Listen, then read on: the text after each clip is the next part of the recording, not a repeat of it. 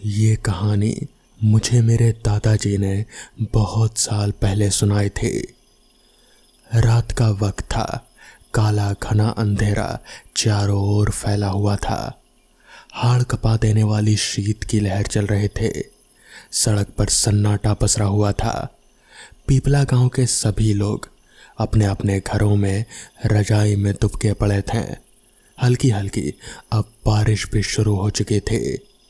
पीपला गांव से कुछ ही दूरी पहले सीगल पैलेस था। कहते थे कि इसे अंग्रेजों ने बनवाया था।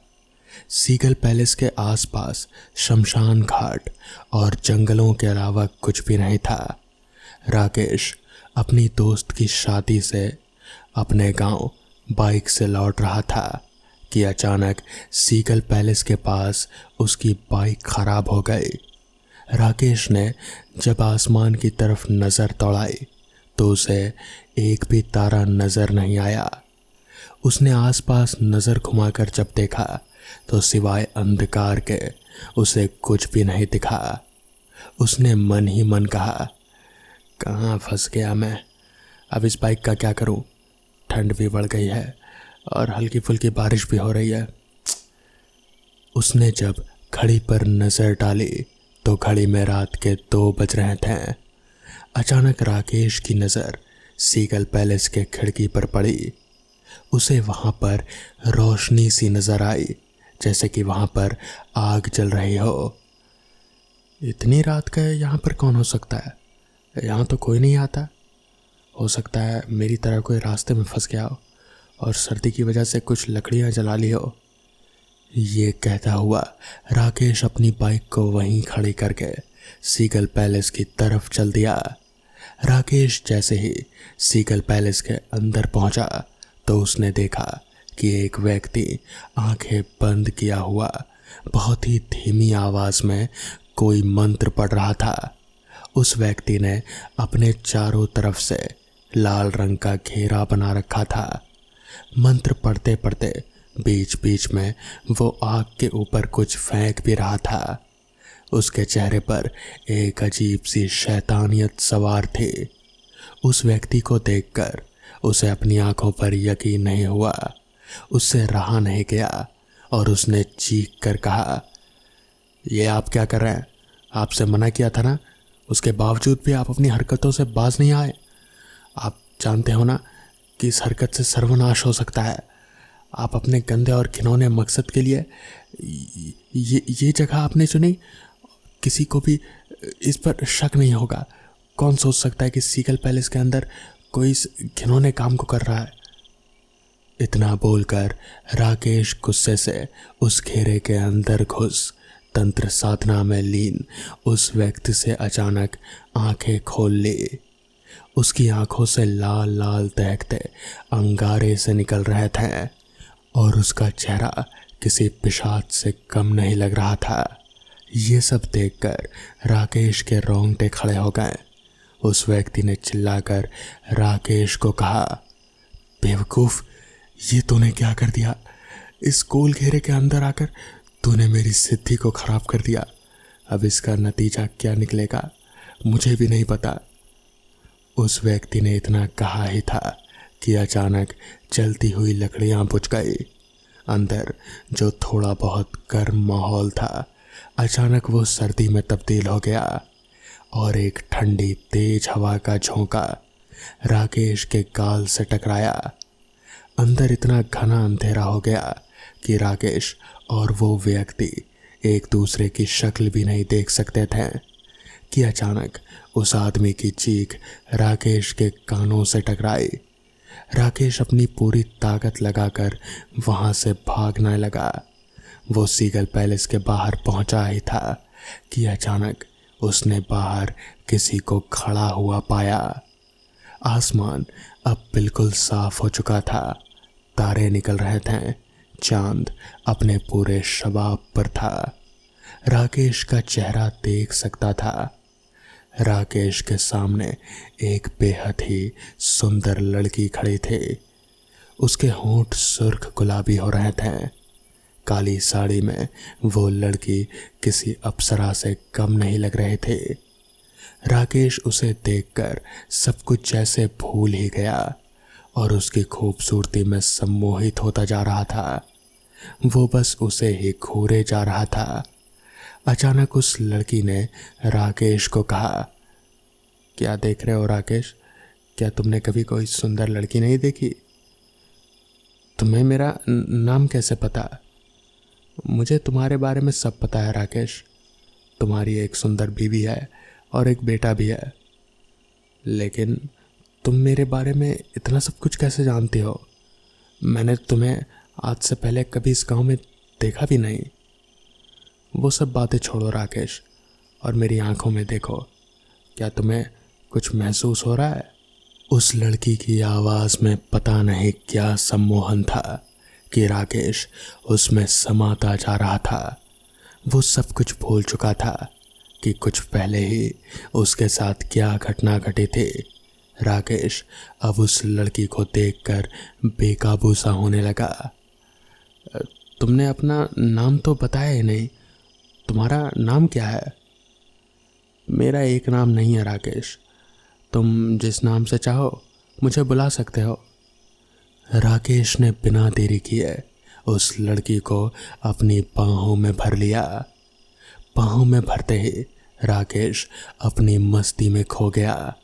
वो ये भी देखना भूल गया कि उस लड़की का चेहरा अब सुंदर नहीं था, बल्कि उसके खूबसूरत हाथों में नाखून की जगह बड़े बड़े दो पंजे थे और उसके दांत किसी भेड़िया की तरह अचानक से बड़े हो गए। देखते ही देखते उस लड़की ने अपने दांत राकेश के गर्दन में गाड़ दिए और राकेश की दिल दहला देने वाली चीख पूरे सन्नाटे में गूंज गई। अगले दिन राकेश की लाश नग्न अवस्था में सीगल पैलेस के बाहर सड़क पर पड़ी हुई मिली। चारों तरफ पिपला गांव के लोग मौजूद थे। राकेश की लाश को देखकर ऐसा लग रहा था जैसे कि उसके बदन के सारे खून का एक एक कतरा तक निचोड़ लिया गया हो। उसकी आंखें फटी हुई थी, जैसे कि उससे कोई बहुत ही भयानक चीज़ देख ली हो। अपनी भयानक आंखों से राकेश की बीवी बुरी तरह से रो रहे थे। गांव के मुखिया ने तांत्रिक भैरवनाथ को यहाँ पर बुलवाया था। भैरवनाथ ने जैसे ही राकेश को देखा वो पूरी तरह से चीखने लगा, अनर्थ, घोर अनर्थ, यह अनर्थ है, ये कैसे संभव हो सकता है? तो इस पर गांव का मुखिया बोला, ये कैसी बातें कर रहे हैं आप? कैसा अनर्थ बाबा? नादान, ये तुझे राकेश की लाश नहीं देख रही है? इसके शरीर का एक भी खून का कतरा भी चूसा गया है। तुझे नहीं पता कि इसके साथ क्या हुआ? देख, इसकी लाश कैसे सफ़ेद पड़ी हुई है, इसकी आंखें कैसे फटी हुई है, मगर आसपास खून का एक कतरा भी मौजूद नहीं है, जैसे किसी ने पूरा खून चूस लिया हो। भूत पिशाच कोई भी इंसान का खून नहीं पीते हैं। बाबा, मैं आपकी बात का मतलब समझा नहीं। आप क्या क्या कहना चाहते हैं? यहाँ पर किसी ने सिद्धि की है। वो अपनी सिद्धि में विफल हुआ है या फिर कुछ और दिक्कत आई होगी। उसका परिणाम राकेश को भुगतना पड़ा। तभी अचानक भैरवनाथ फटी फटी आंखों से इधर उधर देखने लगा। तो मुखिया ने उससे कहा, आप क्या देख रहे हैं बाबा? तो इस पर भैरवनाथ ने कहा, क्या यहाँ पर सिर्फ एक ही लाश मिली है? हाँ बाबा, सुबह होते ही पता चला कि यहाँ पर राकेश मरा पड़ा है। राकेश हमारे ही गांव का है, लेकिन हमारी समझ में नहीं आता बाबा कि आपके चेहरे पर इतनी परेशानी क्यों है। क्योंकि अब जो यहाँ पर होने वाला है उससे सिर्फ तुम सबको परेशानी ही आएगी और अनर्थ आएगा। मुखिया, किसी ने उसे बुला लिया है। किसे बाबा, किसे? यक्षिणी को। इस तरह से इंसान का खून सिर्फ यक्षिणी ही पी सकती है, कोई और नहीं। यक्षिणी का नाम सुनकर वहाँ पर मौजूद सभी लोग भयभीत नजर आने लगे। तो मुखिया बोला, अब क्या होगा बाबा?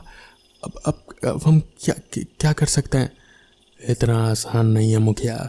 यक्षिणी को जिसने बुलाया है वही उसे वापस भेज सकता है। भगवान से प्रार्थना करो कि अगर वो आदमी जिंदा है तो हमें उसे ढूंढना होगा, और अगर वो मर गया तो तुम सब भी अपनी मौत पक्की समझो। यहाँ पर मुझे और कोई चारा नज़र नहीं आ रहा। पर बाबा, आप इतने सिद्ध पुरुष हैं, आप क्या आप उस यक्षिणी को काबू में नहीं कर सकते हैं? ये कोई मजाक नहीं है मुखिया। तुम्हें यक्षिणी की ताकत का कोई अंदाजा भी नहीं है। एक यक्षिणियाँ कई प्रकार की हो सकती हैं, मगर राकेश की लाश को देखकर मैंने अंदाज़ा लगा लिया कि ये यक्षिणी बहुत ही शक्तिशाली है और ये कुछ भी कर सकती है। हो सकता है कि वो यहीं पर अभी मौजूद हो, किसी और की शक्ल में। भैरवनाथ की बात सुनकर सभी लोग जो वहाँ पर डर कर जमा थे एक दूसरे को डर की निगाहों से देखने लगे। कुछ वक्त बाद पुलिस आई और लाश को लेकर चली गई। गांव वालों को कुछ भी समझ में नहीं आ रहा था कि अब क्या करना चाहिए। उस दिन के बाद से 2-4 लाशें और मिली। डर के मारे कई लोगों ने गांव छोड़ दिया, और इसी के साथ मेरे दादाजी ने भी अपने परिवार के साथ उस गांव को छोड़ दिया। उस गांव के साथ क्या हुआ वो आज भी एक रहस्य है। तो दोस्तों, ये थी आज की पहली कहानी। तो चलिए बढ़ते हैं आज की दूसरी कहानी की ओर।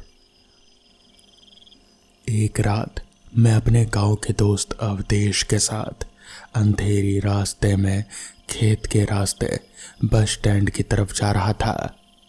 तो मेरे दोस्त ने कहा, यार थोड़ा जल्दी चलो, इस खेत से अगले 2 खेतों तक थोड़ी दिक्कत है। तो मैंने पूछा कि क्या बात है, तो उसने बात को टाल दिया। लेकिन मेरे ज़्यादा दबाव डालने पर उसने पूरा किस्सा सुनाया। उसके मुताबिक बहुत साल पहले अपने गांव से रात को इन्हीं खेतों से एक आदमी गुजर रहा था। रास्ते में वो हल्का होने के लिए एक पेड़ के नीचे रुक गया। उसके बाद वो जैसे ही थोड़ा चला तो उसे किसी बच्चे के रोने की आवाज़ आई। उसने सोचा रात को पहरा देने वाले का बच्चा होगा, इसलिए तभी उसे याद आया कि ये खेत तो रमेशर काका का है, जो 3 साल पहले ही यहीं पर फांसी लगाकर मर गए थे। वो आदमी सहमे हुए कदमों से आगे बढ़ता रहा और उसके दिमाग में उन लोगों की बातें याद आई कि इस खेत से गुजरते वक्त रात को कभी भी पीछे मत मुड़ना। कोई रास्ता पूछे तो उसके आँखों और पाँव में मत देखना। कोई कितना भी बोले मगर कोई जवाब मत देना। ये सब बातें दिमाग में सोचने से उस आदमी की हालत पतली हो गई और वो सोचने लगा कि उसने यहाँ आने से पहले ये सब क्यों नहीं सोचा। वो जैसे जैसे आगे बढ़ता वैसे वैसे बच्चे की आवाज़ और तेज होती जाती और ऐसा लग रहा था जैसे वो उसके साथ ही चल रहा हो। तभी अचानक उसने देखा कि एक पेड़ से बंधे झूले में बच्चा लेटा हुआ रो रहा था। तो डरते हुए उसने आवाज़ लगाई, ये किसका बच्चा है? लेकिन कोई प्रतिक्रिया नहीं आई। तो डर के मारे वो आगे बढ़ गया, लेकिन बच्चे की किलकारी सुनकर उससे रहा नहीं गया और उसने पीछे मुड़कर देख लिया। तो उसने देखा वो बच्चा झूले में उसके पीछे ही पड़ा था। रहम के मारे उसने उस बच्चे को गोद में उठाकर भागने की कोशिश की। थोड़ी देर बाद वो बच्चा अचानक ही उसे भारी लगने लगा और ये देखकर वो चौंक गया कि उसके पैर लंबे होकर ज़मीन को बस छूने ही वाले थे। उसने घबराकर बच्चे को गोद से गिरा दिया। जैसे ही वो बच्चा गोद से गिरा तो बच्चा बड़े आदमी की तरह जोर जोर से हंसते हुए बोला, आज तो तू बच गया। अगर मेरे पैर जमीन को छू लेते तो तुझे आज यहाँ कोई नहीं बचा सकता। तेरी मौत तय थी। ये कहते हुए वो बच्चा गायब हो गया। इसके बाद तो वो इंसान गिरते पड़ते घर तक पहुंचा और घर पहुंचते ही वो बेहोश हो गया। जब उसे होश आया तो उसने गांव वालों को ये सारी कहानी बताई। अवधेश की सारी कहानी सुनकर कहीं ना कहीं मुझे भी अब डर लगने लगा था। हालांकि मैं इन सब बातों पर यकीन नहीं करता था, मगर पता नहीं क्यों फिर भी मेरा जी घबरा रहा था। मैंने अवधेश की तरफ देखा तो उसका भी चेहरा पीला पड़ा हुआ था। हम लोग जल्दी जल्दी अभी उन्हीं खेतों में से होकर गुजर ही रहे थे कि तभी अचानक ही मेरे कान में किसी बच्चे की किलकारी आई। ये सुनकर तो मेरी और अवधेश की, हम दोनों की हालत पतली हो गई। हमें समझ आ गया था कि ये सब क्या चल रहा है। अवधेश ने अपने कदमों की रफ्तार बढ़ा दी और उसने मुझे भी तेज चलने को कहा। साथ ही साथ उसने कहा, चुपचाप बस चलते रहो, पीछे मत देखना, कोई जवाब मत देना, कहीं भी कुछ भी दिखे उसकी आंखों में आंखें मत डालना, बस चुपचाप चलते रहो। जिसके बाद हम लोग जैसे तैसे उन दोनों खेतों से होकर गिरते पड़ते बाहर निकले। अभी हम लोग आगे चल ही रहे थे कि तभी मुझे वहीं खेतों के बगल में ही एक कुआं नजर आया। मैंने अवधेश को कहा, यार चलते चलते बहुत प्यास लगी है, थोड़ा पानी पी लेते हैं इस कुएं से। अवधेश ने मेरी ओर हैरानी से देखा और फिर कहा, तू पागल हो गया क्या? तू जानता नहीं इस कुएं के बारे में? तो इस पर मैंने कहा, क्या वो कहाँ? वो तो बहुत पुरानी कहानी है, क्या वो भी सच है? इस पर अवधेश ने मेरा हाथ पकड़ा और जल्दी से हम लोग वहां से बाहर निकले और जैसे तैसे बस स्टैंड पहुंचे। वहां पहुंचकर मैंने अवधेश से कहा, भाई मुझे पता नहीं था कि वो कुएं की कहानी भी सच्ची है। मैं तो शहर में रहता हूँ ना, तो मुझे इन सब के बारे में ज़्यादा कुछ पता नहीं है और मुझे प्यास भी बहुत लगी थी। इस पर अवधेश ने वहीं पास ही के एक दुकान से पहले तो एक बोतल पानी खरीदा, फिर हमने पानी पिया और फिर अवधेश ने उस कुएं के बारे में बताना शुरू किया। कुएं के बारे में स्थानीय लोगों का मानना है कि आज से 50 साल पहले इस कुएं के आसपास के इलाके में काफ़ी अच्छी बस्ती हुआ करती थी, खेत नहीं। लेकिन एक दिन उस कुएं के पानी भरते हुए एक औरत उस कुएं में गिर गई और उस वक्त वहाँ कोई भी मौजूद नहीं था। वो तड़प तड़प कर उस कुएं में ही मर गई। तब से उस औरत की आत्मा आते जाते राहगीरों को परेशान करने लगी और धीरे धीरे उस कुएं के पास से बस्ती उजाड़ होने लग गई। एक रात एक शराबी उस कुएं के पास से गुजरा और उसे किसी के चीखने की आवाज़ आई। वो कुएं के पास गया और कुएं में झांका तो उसे एक औरत दिखाई दी। उस औरत ने उस शराबी को कहा, तुम मुझे इस कुएं से बाहर निकाल दो जल्दी। शराबी ने कहा, तुम इस कुएं में कैसे गिर गई? उस औरत ने कहा, तुम्हें सब कुछ बताती हूँ, पहले मुझे बाहर निकाल दो बस।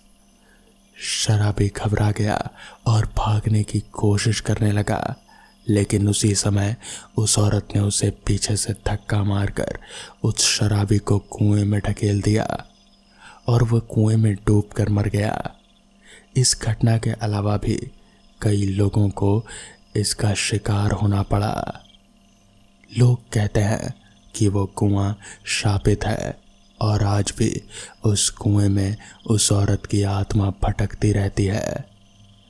अवधेश की कहानी सुनकर मैं और भी ज़्यादा डर गया। खैर, बस आने तक अवधेश मेरे साथ वहीं पर रुका रहा और फिर उसने मुझे बस में चढ़ा दिया। तो दोस्तों, ये थी आज की पहली कहानी। तो चलिए बढ़ते हैं आज की दूसरी कहानी की ओर। आज से करीब 10 साल पहले मैं अपने मामा के यहाँ जैसलमेर गया था। वहाँ जाकर पता चला कि यहाँ तो 2 साल से अकाल पड़ा है और पानी लेने के लिए 5 किलोमीटर दूर जाना पड़ता है। मामा मामी से मिलने के बाद मेरे मामा का लड़का और मैं पानी लेने के लिए चल पड़े। रास्ते में पैदल चलते हुए थक गए थे और एक जगह पर बैठ गए। तब उसने एक किस्सा सुनाया। पिछले साल पानी की वजह से एक औरत का बच्चा रो रहा था और वो काफ़ी बीमार था, इसलिए वो पानी मांगने हमारे गांव में आई, लेकिन उसको किसी ने पानी नहीं दिया। जब वो वापस लौट रहे थे तो रास्ते में उसको ठाकुर के घर पर पानी दिखाई दिया। तो उसने बिना किसी से पूछे, बिना कुछ सोचे समझे पानी पीने की कोशिश की। जब उसको ठाकुर ने देखा तो वो गुस्से से आग बबूला हो गया और पता नहीं क्यों कुदाली लेकर उस औरत की तरफ दौड़ा। उस औरत ने भागने की कोशिश की, लेकिन वो ठेस लगकर गिर गई। ठाकुर ने बिना आव दाव देखे कुदाली से उस औरत की बेरहमी से हत्या कर दी। इस घटना के एक आध दिन बाद उस बच्चे की भी बिना पानी के मौत हो गई। कुछ दिनों बाद खबर आई कि उसी कुदाली से ठाकुर को भी किसी ने मार दिया और धीरे धीरे उसके पूरे परिवार को किसी अनजानी ताकत ने मौत के घाट उतार दिया। ये किस्सा सुनने के बाद हम दोनों पानी लेकर वापस गांव की तरफ लौटने लगे। हल्का हल्का अंधेरा हो चुका था। अचानक हमारे सामने एक बच्चा आया और पानी मांगने लगा, लेकिन इतनी दूर से पानी लाने की वजह से हमने उसे मना कर दिया। घर पहुंचकर मैंने खाना खाया और फिर वहीं पेड़ के नीचे चारपाई पर सो गया। अचानक रात को वही बच्चा मेरे सामने आया और पानी मांगने लगा। पहले तो मैंने ध्यान नहीं दिया और गुस्से से उससे कहा, चल भाग यहाँ से। और मेरे सामने फिर अचानक ही वो औरत दिखाई दी। अचानक मैं उठ गया और देखा वहाँ कोई नहीं था। मैंने सोचा कि शायद कोई सपना होगा। फिर रात को 2 बजे के आसपास मैं हल्का होने के लिए खुले मैदान की तरफ गया और मुझे एक आवाज़ सुनाई दी, पानी।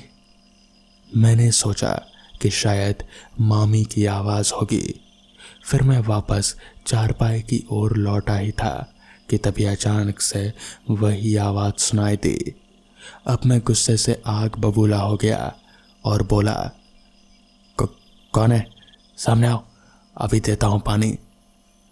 इतना कहते ही मेरे पीछे मुझे किसी के होने का एहसास हुआ।